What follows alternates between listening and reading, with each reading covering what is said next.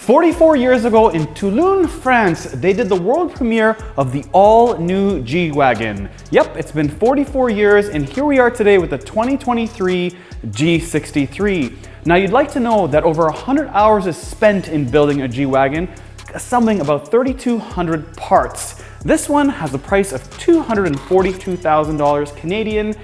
It's very expensive. It's almost the most expensive car we've ever had on the channel. That was given to the Maybach. So the G-Wagon is built in Austria and they have three variants. You get the G550, the G63, and the G63 4x4. And if you're wondering what they start at, well, the G550 starts at 180,000 Canadian or 139.9 US. The G63 in Canada is 242,000. In the US, it's 179K. And well, the price for the 4x4 is so expensive that you gotta look it up yourself.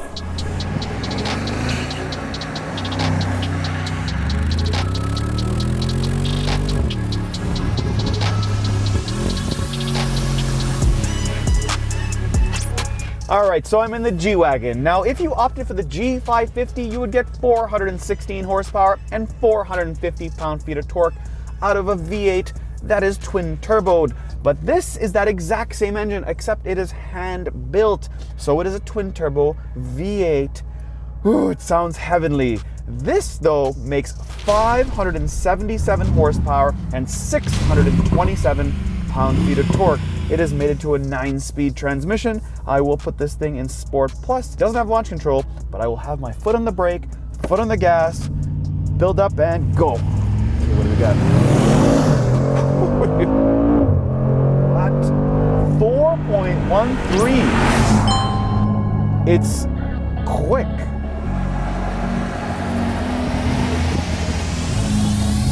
I expect it to be quick with 577 horsepower, a little bit laggy off the line like a hair. But as soon as it grips, goes, it flies. One more time. Go. It's just a little bit slow off the line. Like those shifts. Crazy. 4.17. So, okay, so low fours.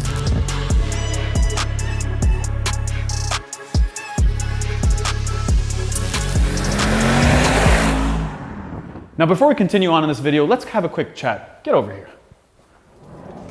So let's talk. Affordability has been a big thing on our channel. People comment about it all the time. So bringing a G-Wagon on the channel is probably not the smartest thing to do, saying, hey, this is affordable, because it's definitely not. But there's one affordable portion of the G-Wagon that they left in and took it away from being luxury. You see, car thefts are a big deal. We've had this car for a week now and not once have we parked it on the street. It's always been parked either in our studio or in a locked garage because car thefts are a huge problem. But not with the G-Wagon. You see, the G-Wagon doesn't have perimeter key. Yep, you heard me right. The key actually sends no signal outward to open the doors. So let me show you. Now, all perimeter keys have this ability to shoot out the signal into the world, letting the vehicle know to unlock. So I walk up to most vehicles, I touch the handle and pull, and the vehicle will unlock, but not the G-Wagon. You see, the key is right here, and I push this button down to get in the vehicle and nothing happens. Same with the back doors. Nothing happens. How about the trunk?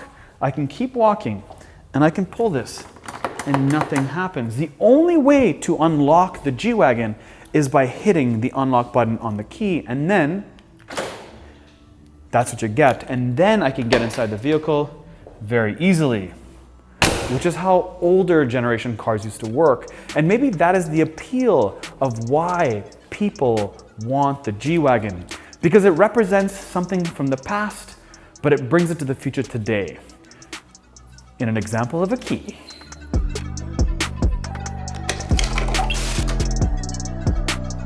G-Wagon, G-Wagon, G-Wagon, G-Wagon, G-Wagon, G63, all black everything in this very expensive paint job in matte black, Mercedes logo, dope.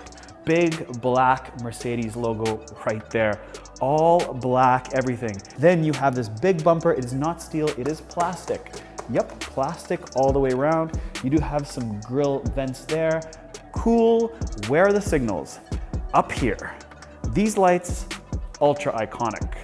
Very iconic. This windshield is a complete brick. Take a look at its design. It's almost 90 degrees. So how good is it on the highway? It's good. But then how quiet is it on the highway? It's not quiet at all. Now this is a $300,000 Canadian vehicle made by Mercedes-Benz, so you'd expect it to be super quiet inside. It does have acoustic glass, so it is a little bit quieter, but just the sheer shape and design of this just cannot beat the wind. So why do people buy the G-Wagon? For the 15th time, it's all about status. That's it. Because if this had the best four-wheel drive system on the planet, it would cost a lot less than what it does. You can really tell the front from the back when you buy a G-Wagon. Long front, really squared off back and squared off design, which is why people love these. This is the definition, or this is the halo vehicle of square body. Everybody wants to be like the G-Wagon when it comes to design of this boxy style. That's why you have some brands that have been pushing to actually emulate what the G-Wagon is. Now, wheels. On the G550, you get 19s or 20s. When you buy the G63, you get 20s, 21s, or 22s, depending on the model or choices of wheels that you pick. Now, along with these big red brake calipers, take a look at this exhaust. Look at that, mandrel bent super clean and smooth right off the header all the way to the side. Boom, on both sides, not just on one side. This V8 is monstrous. It sounds so crisp, throaty, and deep.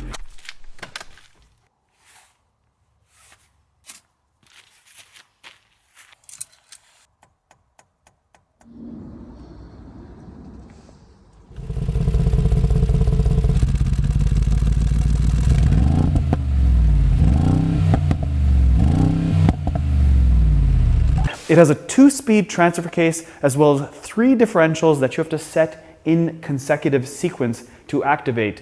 This is just not a pretty face. This thing actually does very well in the dirt, on the gravel, and anything off-road that you throw it at. Moving down from the windshield, you have the AMG logo. It's V8 bi-turbo, of course. You have these mirrors that are modern. Look at that. You have a 360 camera, an LED indicator, and then more of these moldings on the side. And that's just a style of the G-Wagon, these moldings. Then of course we talked about the handles. These are unchanged from its original concept. Nothing's changed here. You do have these side steps to get in. Of course you have to be careful of these exhausts because they will be very, very hot. You get tinted glass. Of course it is shaped like a box. You have great visibility inside and outside. That's one thing I will say driving this. It is amazing when it comes to visibility. Moving down from there, of course, you continue up these big fender flares in the front as well as the back.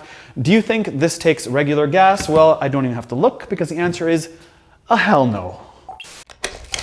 Now, if you're new to our channel, please go ahead and smash that subscribe button if you'd like us to do vehicles that are a little bit more affordable. Now, on either side of the vehicle, at the top here where the quarter is, you have these little vents. Now, these vents are to release the air pressure inside the cabin. So if we start at the top here, you have your third brake light, a very flat tinted window, along with a wiper hiding right behind this monster spare tire / rim. Don't you love this casing? Look how quality this looks. This casing should cost like $5K at least because it's beautiful. Behind it, or the rim itself, is an actual rim. It's not some weak donut. It looks beautiful. It's gloss black and you can kind of see it when you stick your head all the way in this corner. Now moving down from there, you do have the G63, and of course this does tow. The answer is 7,000 pounds. That's what you can tow. Now, if you're curious to know why the spare tire is right there, well, for starters, it's been like that forever with the G-Wagon. But the real answer is because it helps with departure angles. You see, if this was underneath, it would reduce the ground clearance you have, and that's why it's on the back here.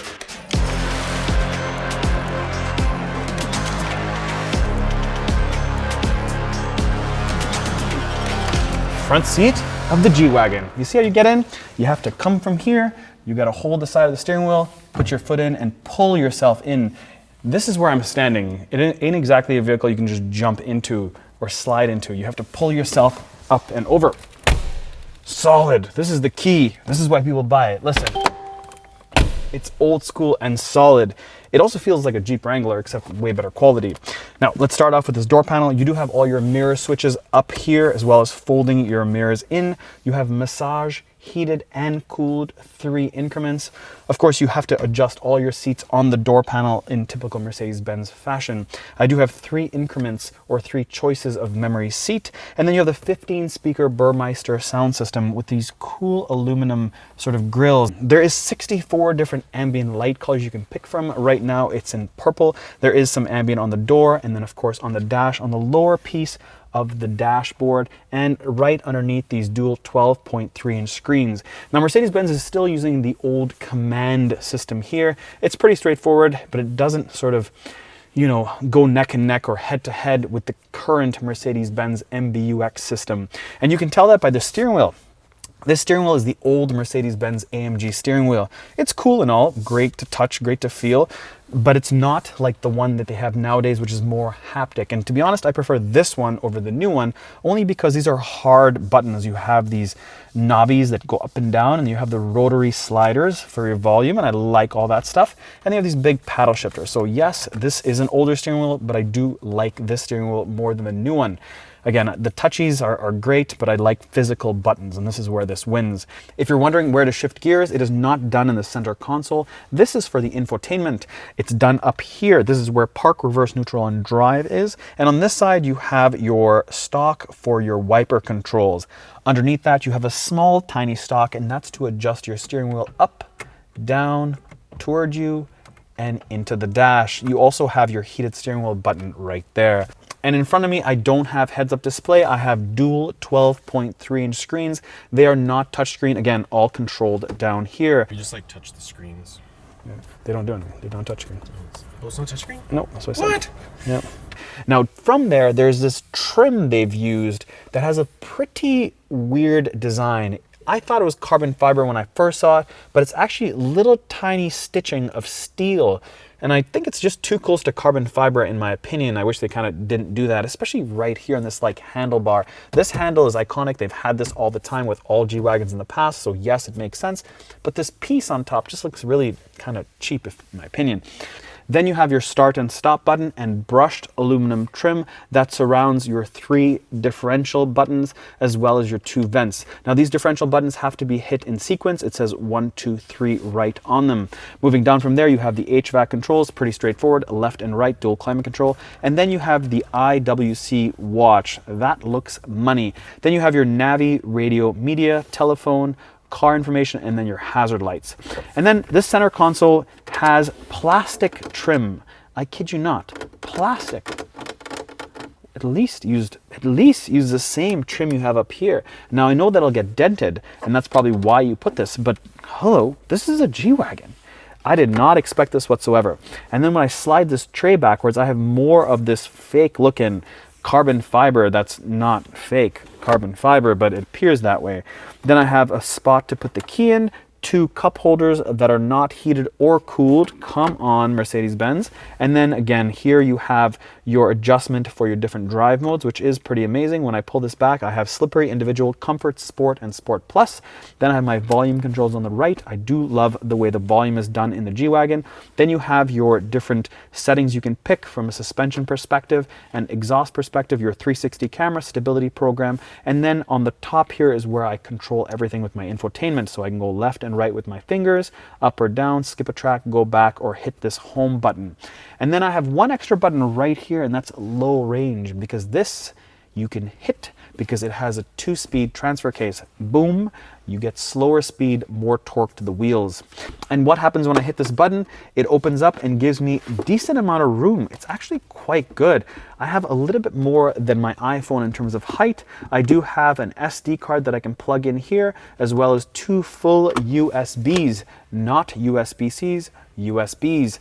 These seats, I wish they were not better quality because the quality is good, but I would like it to be different. This doesn't differentiate itself anyway, these seats. They're pretty much the same as most AMG seats out there. I wish it screamed G-Wagon. I wish we had some sort of crest on the headrest. They're comfortable, no complaints on the seats. I just wish for this money they would sort of step it up a little bit more, especially for this price point. But hey, I guess you get a ton of suede and a single sunroof. Back seat of the G63. Let me show you how these seats fold down. It's exactly like a Range Rover. This seat has to go forward like this. I pull this little handle and voila, the seats go forward. And then this backrest folds down, and that's done by pulling this handle. Now, folds very, very flat. There is that lip here that you saw in the back, but I will say what's weird about it is that if this is an off-roading vehicle, one that you can sort of take through any terrain all the time, shouldn't you be able to camp in the back or sleep in the back? Because really that's what you're gonna do when you use a vehicle like this, but you can't because of this different load floor heights. I find that really weird and something maybe they should change. I do appreciate that the fact that they sit higher, these seats like just sort of have this stadium seating style design, but I still think that you should have a flat floor. That's just my opinion. Now, getting into the back, very easy. Put my hand here, jump into it, and then how does it feel? Very high. These have to go up, and these do move backwards and forwards, so they can be adjusted for your head. Of course, this is a premium vehicle, so I expect to have lots of room over here. Pretty straightforward stuff. I do have climate control in the back, and I pull this down. I do have 5-volt USB, not a USB-C, a USB. I do have heated seats here and heated seats here. They are 3 increments. I do have, of course, being able to put my window down. There is no sort of, you know, one of those little visor things or blockers. Lots of suede and no sunroof, which is kind of odd, but it is what it is, I guess. Yeah, very comfortable though. I sit very high. That's one thing, I sit very high. I feel good back here. Strange, but I feel good. Look how much room you have in the door pocket. You can easily fit 1, 2, 3 bottles of water or 2 bottles of water and some snacks. Lots of room in this door pocket. So let's measure how much space we have in the G-Wagon. This one has a ton of headroom, so I'm interested to see what it can do. As far as depth goes, well, check this out. You actually have a ledge in the back. That ledge cannot be moved, so you only have about 29.5 inches as far as depth goes. As far as width goes, well, let's see what that looks like. That looks like 40 inches wide. And height, this is gonna be an interesting one. This is really, really high. Let's do some experimenting here. We've got 44 inches of height. This has a lot of suede. Look at this suede headliner. There's a ton of this. Okay, so let me tell you about this truck, SUV, whatever you'd like to call it. Because technically it is a truck because it is a frame. They build a frame ladder system and then they put a body on top of it. This is very, very, very similar to an older generation Range Rover. So if you love that like Range Rover box shape, that is like this. This is definitely faster. This definitely feels a little bit lighter. The suspension is better, but it is newer. This garners a ton of attention. If you are an attention, then this is the vehicle for you. If you like eyeball staring at all times, this is what you have to buy. Always. It's so attention attracting. That's not even English, but this thing is like, it's not particularly comfortable. Like, it's fair, but it's, you know, rugged, heavy duty, off-roadish. So it's not gonna be super luxurious, and it does pitch heavy when I hit the brakes. Like, this thing goes whoop, and when I hit the gas, it goes whoop, whoop. Does one of these. So you're really pitching forward and backwards at like crazy. So on the brakes, on the gas. So like, look, my body's just like, sounds mean though. I love when you look through the side of the front tires, you can see the mandrel bend exhaust come down. It's just, that stuff is just priceless. I love it. Well, I mean, technically it's not priceless because it does cost almost 300K Canadian or 200K US. So it's not priceless, but you know, if you had to put a price on it, then I guess it would be priced, but it's priceless.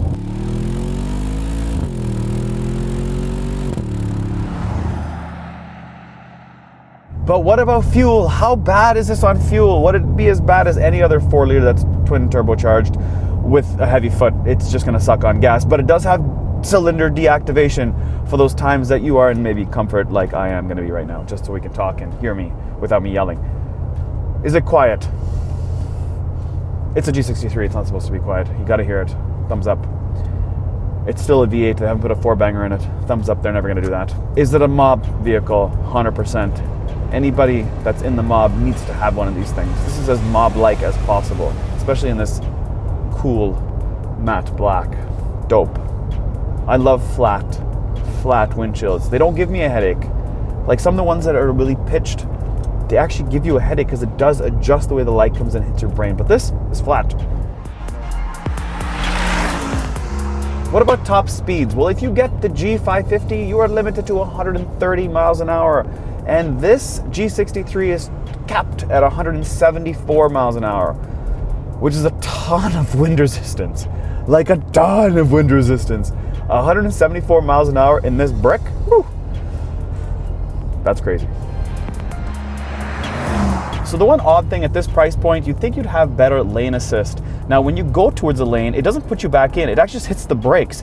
It hits the brakes and it just like, it just hits the brakes. It's the oddest thing. It doesn't turn you back in, it just like brakes on the brakes. You're like, okay, thanks for letting me know, G-Wagon.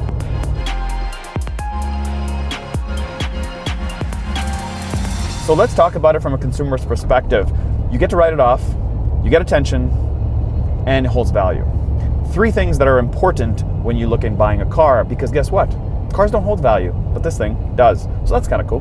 What about from a driver's perspective? Well, steering, pretty straightforward. Interior, kind of old in some spaces, but it's still modern enough that if you had something older or an older G-Wagon, this would feel like an upgrade for you.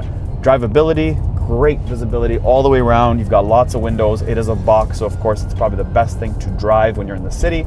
Sitting on the highway all day long, obviously probably not the best vehicle. I would not be driving this all day long. I'd probably buy something cheaper or maybe an S-Class if you wanted to spend this kind of money. However, the S-Classes don't hold value. This does.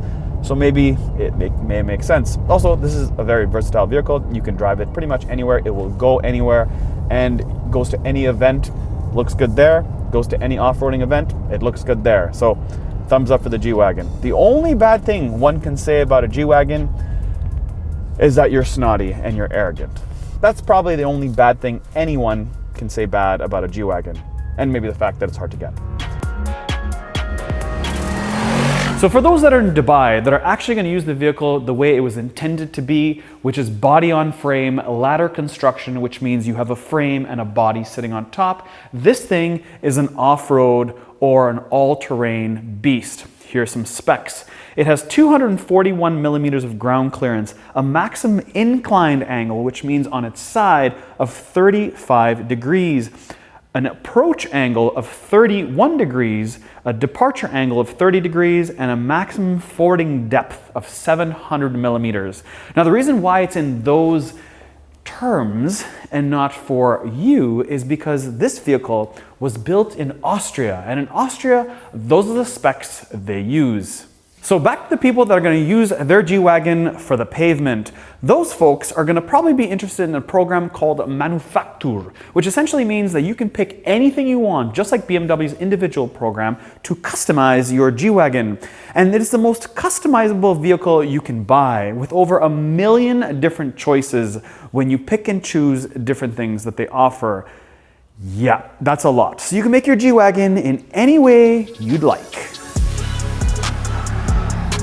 Anyways, hope you guys like this video on this 2023 G63. Everybody on the planet that have seen me in it is like, hey, swing by, I want to jump in it, I want to take a look at it because I've never driven one or sat behind the wheel of one or sat in one, period. I've always wanted to drive one. It's always had this like thing about it. Now that I've driven one, I will say, yep, on the outside, it is amazing. On the inside, it is fair. It drives exactly like how I would expect it to drive. There we go. The G-Wagon. Thanks for watching. We'll catch you on the next one.